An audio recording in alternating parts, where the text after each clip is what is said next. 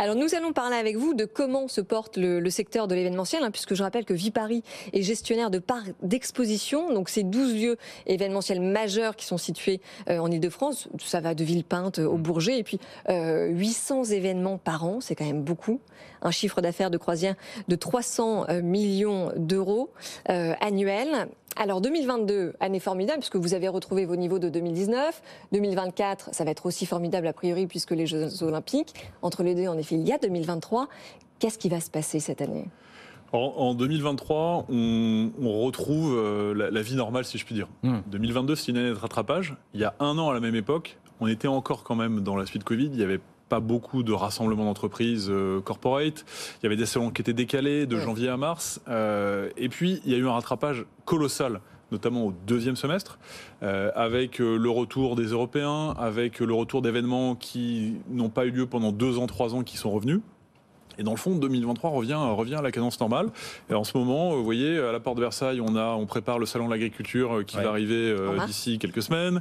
On a Maison et Objets à Paris-Villepinte qui vient 2 fois par an depuis 25 ans, qui démarre dans quelques jours. Et on a le congrès annuel des cardiologues français au Palais des Congrès. Mais alors, ce que vous nous dites, c'est que malgré le contexte inflationniste de ce début d'année, qui est quand même assez fort, ça ne vous pose pas de problème ? Alors, le sujet inflationniste, il existe. Le sujet de l'énergie, il existe. Pourtant, ce dont on se rend compte et ce qui a démontré l'année 2022, après 2 années de fermeture totale de notre activité, c'est que un salon, un congrès, un rassemblement professionnel, c'est nécessaire pour que les entreprises fassent du business. Alors voilà. Et c'est ça que nous a démontré 2022, et c'est ça qui est rassurant. Mais justement, parce qu'en 2020, combien nous ont prédit que c'était la fin, en quelque sorte, de, pardon, je vais dire ça comme ça, de ces grands raouts finalement physiques. Et la question qu'on voulait vous poser, c'est: qu'est-ce qui reste de ça ? Voilà, le digital, on nous disait ça va être l'avènement du digital, c'est la fin de ces grands messes événementiels à Paris. Alors, non, il reste les deux. Il reste les deux, mais dans quelle proportion finalement aujourd'hui ? À nouveau, Viparis 2019, c'est 700 événements. Viparis 2022, c'est 600 événements. Et dans le fond, on a eu un peu moins d'activité, je répète, qui est liée au premier trimestre 22, qui était encore Covid. Oui. Et moi, chez mes clients organisateurs, je n'ai pas un événement qui a disparu. Ça, c'est important. En revanche, les événements sont transformés.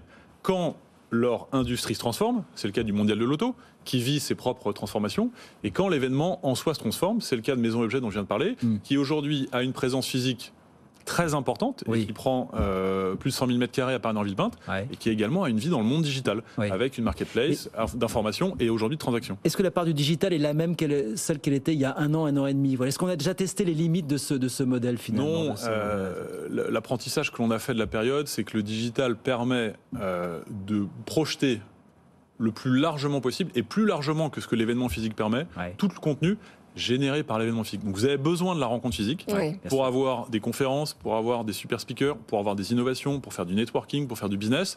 Et cette réunion, ce rassemblement, crée un contenu. C'est un média, un salon. Bien sûr. Crée un contenu qui, live, est envoyé et augmente l'audience de cet événement. Et ensuite, en froid, pour parler comme le ferait un journaliste, permet également de nourrir la communauté tout au long de l'année d'un événement à l'autre. Donc les deux se complètent. Et alors, juste pour revenir sur Maison et Objets, puisque c'est le premier salon là, qui arrive en ce début d'année, vous n'êtes pas inquiet par rapport aux perturbations qui pourraient être liées aux grèves ? Alors, la réponse est oui. Le premier jour de Maison et Objets, c'est le jeudi 19. Ah bah voilà. Autant vous dire qu'on s'organise avec l'organisateur pour la gratuité des parkings, pour mettre en place des navettes. Il va bien falloir vivre avec ça, mais très franchement, si on regarde dans le temps, au cours des 6, 7, 8 dernières années, la vie est ainsi faite qu'il y a toujours eu un événement, grève, gilets jaunes, intempéries, Covid.